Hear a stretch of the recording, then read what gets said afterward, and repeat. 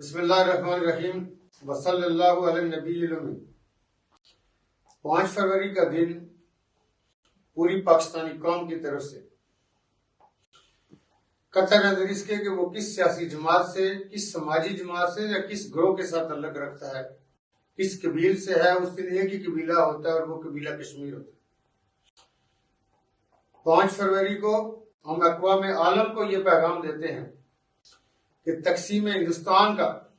Agenda اس وقت تک ادھورا ہے جب تک کشمیر آزاد نہیں ہو جاتا۔ کشمیر بنیادی طور پہ زمین کا ٹکڑا نہیں ہے، یہ 1.5 کروڑ لوگوں کی زندگیوں کا مسئلہ ہے۔ اقوام متحدہ میں ہندوستان نے جو کمٹمنٹ دی تھی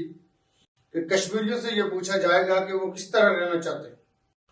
اور یقینی طور پہ یہ کشمیریوں نے ہی فیصلہ کرنا ہے کہ وہ کس طرح رہنا چاہتے ہیں۔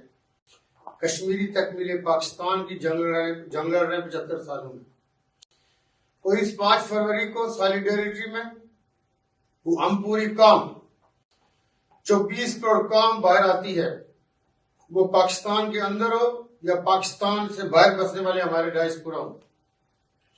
ہم کندھوں سے کندھے ملاتے ہیں، ہاتھوں کی زنجیر بناتے ہیں اور دنیا کو یہ بتاتے ہیں کہ ہم ایک ہیں۔ ہمارے کوئی بھی اختلافات ہوں، سیاسی ہوں یا کسی بھی طرح کے ہوں، وہ اپنی جگہ ہر علاقے میں، ہر ملک میں، ریاست میں ہوا کرتے ہیں، لیکن کشمیر کے اوپر ہم ایک ہیں۔ اور جو تکمیل پاکستان کی جنگ جو کشمیری لڑ رہے ہیں، جو کشمیر بنیادی طور پہ بابا قوم نے جو اس کو ہماری شارک کہا تھا، ہماری زندگی مکمل ہو نہیں سکتی شارک کے بغیر،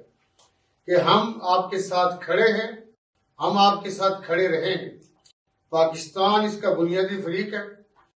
وہ جنگ جو کشمیری لڑ رہے ہیں۔ اس لیے ہم یہ اقوام عالم کو یہ بھی بتاتے ہیں کہ اگر انہوں نے اس کی طرف توجہ نہ کی،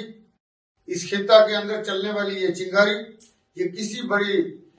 ایسی آگ کا باعث بن سکتی ہے کہ وہ آگ دنیا کے کئی ملکوں کو یا دنیا کی پوری دنیا میں اس کی لپیٹ میں آ سکتی ہے۔ یہ 2 ملک جو بنیادی طور پہ ایٹمی پاور رکھتے ہیں، اور ایٹم بم صرف رکھنے کے لیے نہیں ہوا کرتے،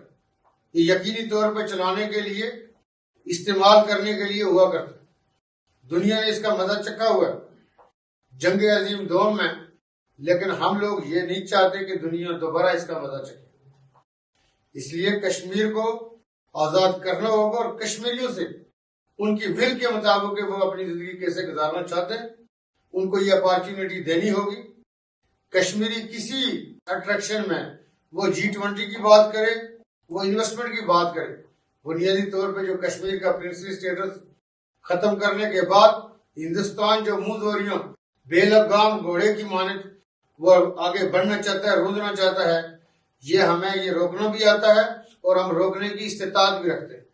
لیکن ہم اس کو ایک اپارچونٹی دے رہے ہیں کہ وہ اقوام متحدہ کے قوانین اور ریزولوشن کی پابندی کرے اور کشمیریوں کو ان کا حق دے۔